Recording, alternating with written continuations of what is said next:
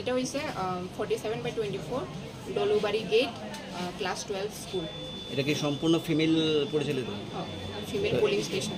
আপনারা কটা থেকে পোষণ করছেন? আমরা তো মকপোল তো 5:30 থেকে 7টা অবধি আমরা শেষ করে দিয়েছি, তারপর 7টা থেকে আমরা স্টার্ট করেছি। এখন পর্যন্ত ভোট কিরকম হইতে? এখন অবধি 117 মানুষ ভোট কাস্ট করতে আসছে। টোটাল ভোটার কত? 1208।